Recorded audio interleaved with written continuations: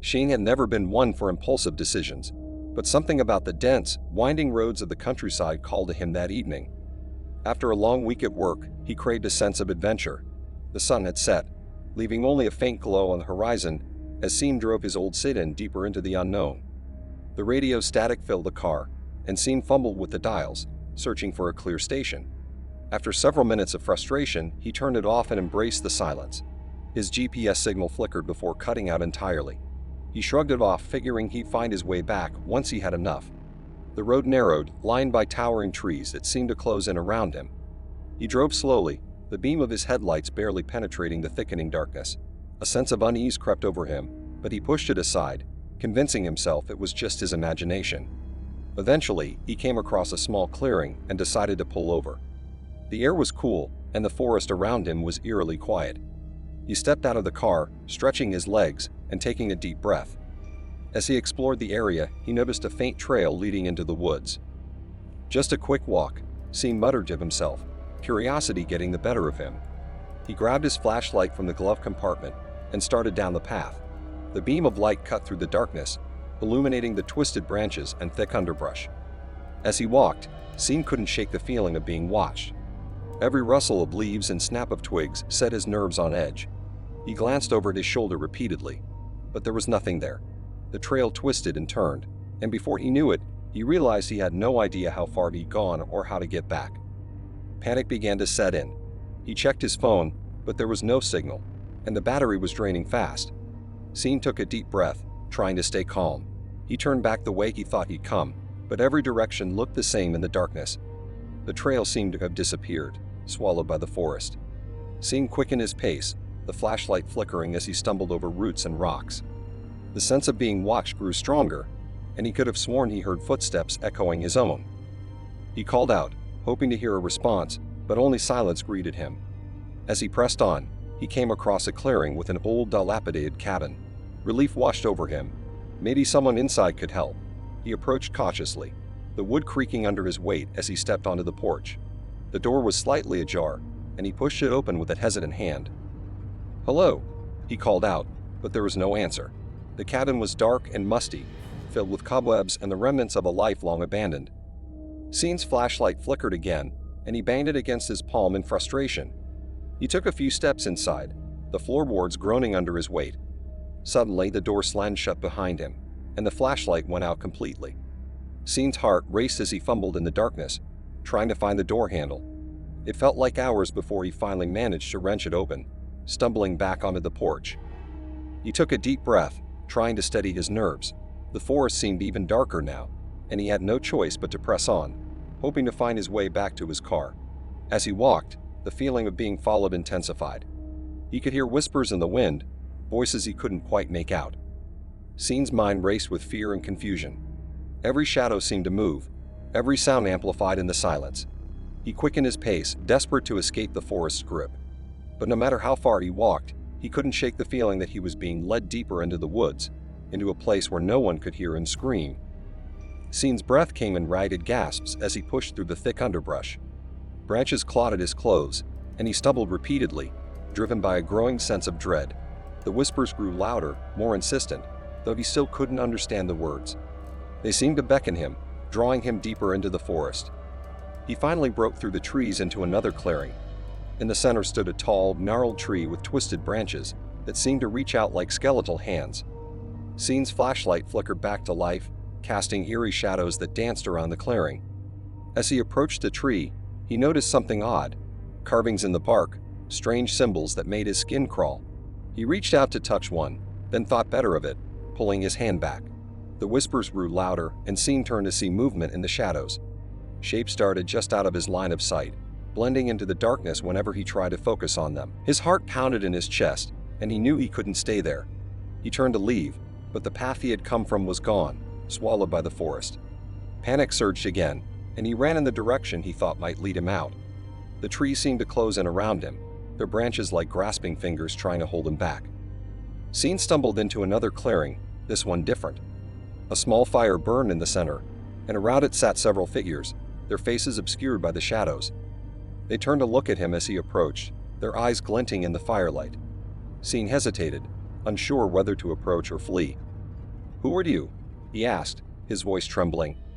One of the figures stood and stepped into the light. It was an old woman, her face lined with age and eyes that seemed to bore into his soul.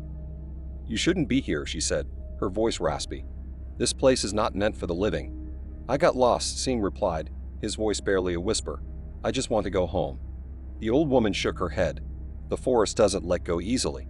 You've been marked." Scene's blood ran cold. "Marked? By what?" "The spirits of the forest," she said. "They see those who wander into their domain as intruders. Once marked, it leads you deeper until you can no longer find your way out." Scene took a step back, fear gripping him. "There must be a way out. Please, I just want to go home." The old woman sighed. "There is one way, but it's dangerous. You must find the heart of the forest and confront the spirit that has marked you. Only then will you be free."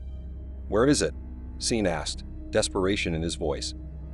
She pointed to a path that seemed to materialize from the shadows. "Follow this path.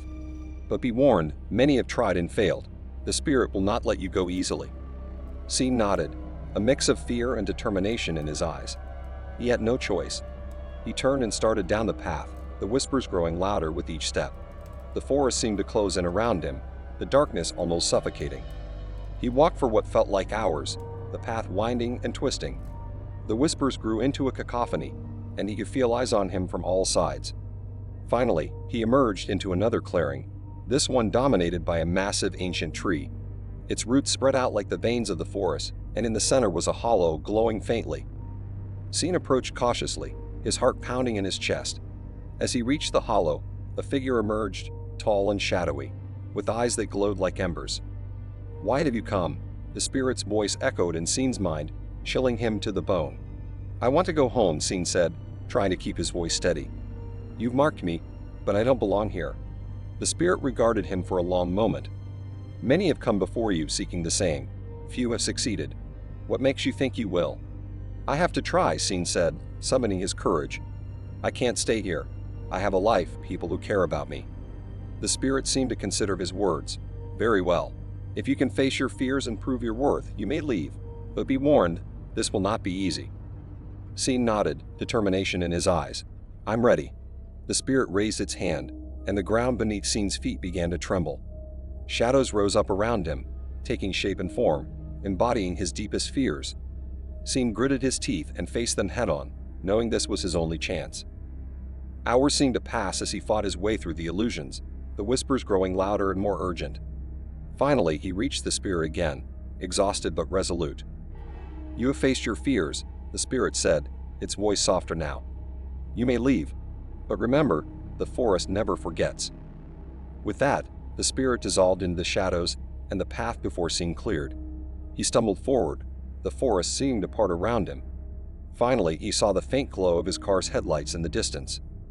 He broke into a run, relief washing over him as he reached his car.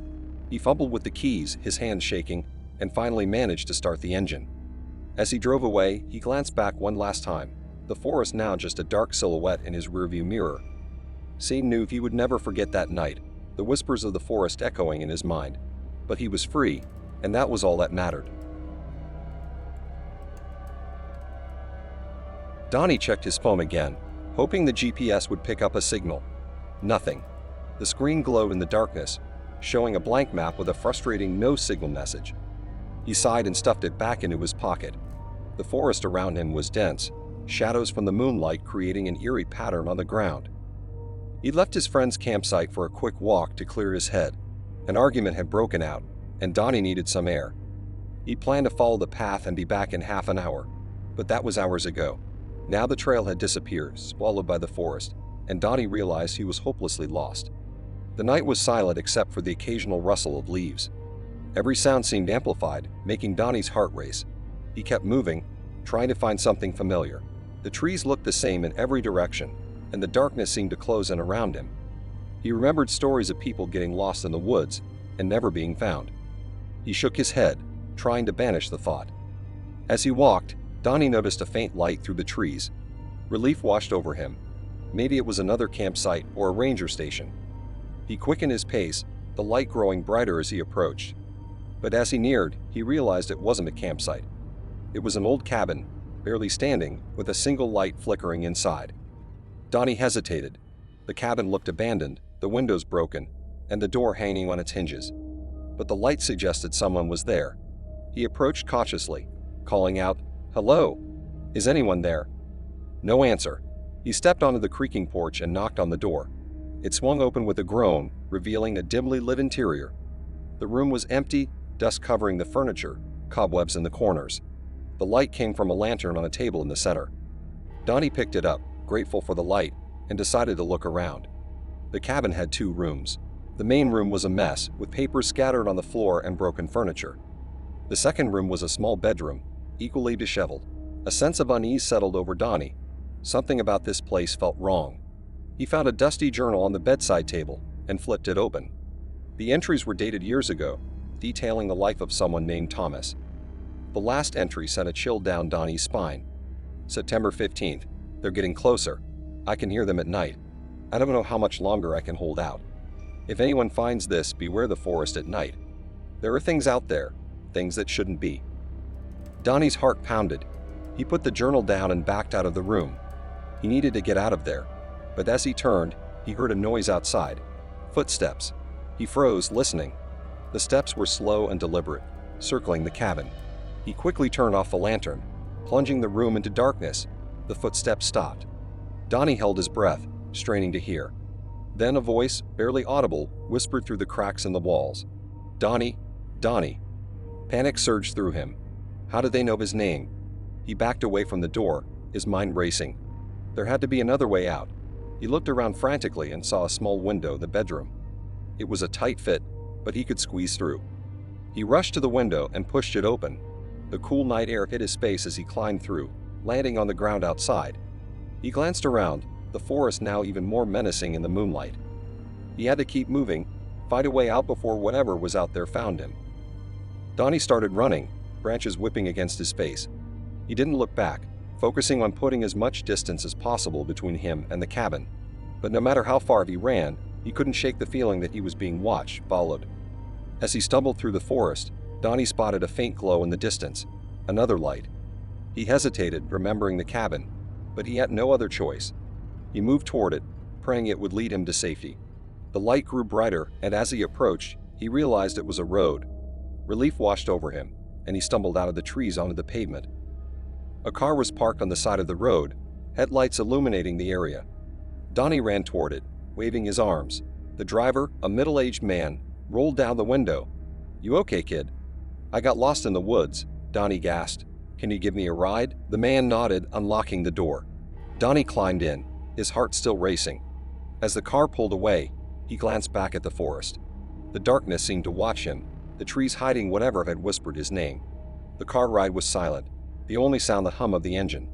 Donnie kept glancing at the forest, half expecting to see someone, or something, emerge from the trees. The driver noticed his unease and asked, "What happened out there?" Donnie hesitated, unsure how to explain without sounding crazy. "I found an old cabin. There was a journal, and something out there knew my name." The man raised an eyebrow but didn't press further. "We'll get you to a ranger station. They can help you." The minutes dragged on, each one filled with a tension Donnie couldn't shake. He kept expecting the car to break down or something to appear in the road, but nothing happened. Finally, they reached a small ranger station, its lights a welcome sight. The driver stopped, and Donnie thanked him before getting out. He walked up to the station and knocked on the door. A ranger answered, looking surprised to see him. "Can I help you?" "I got lost in the woods," Donnie explained, "and something strange happened." The ranger listened as Donnie recounted his experience. When he mentioned the cabin and the journal, the ranger's expression grew serious. "We've had reports about that cabin. People say it's haunted, but we never found anything." Donnie shivered. "What about the footsteps and the voice that knew my name?" The ranger shook his head. "I don't know, but you're safe now. We'll send someone to check the cabin in the morning." Donnie nodded, but the sense of unease lingered. He spent the night at the station, unable to sleep. His mind kept replaying the events, trying to make sense of them. When morning came, he decided to leave the forest behind and never return. As he walked to the nearest town, he couldn't shake the feeling that he was being watched. He glanced back once, and for a brief moment, he thought he saw a figure standing among the trees, watching him. But when he blinked, it was gone. Donnie quickened his pace, determined to put the forest and its mysteries behind him. But deep down, he knew he'd never forget the night he got lost, and the eerie voice that called his name.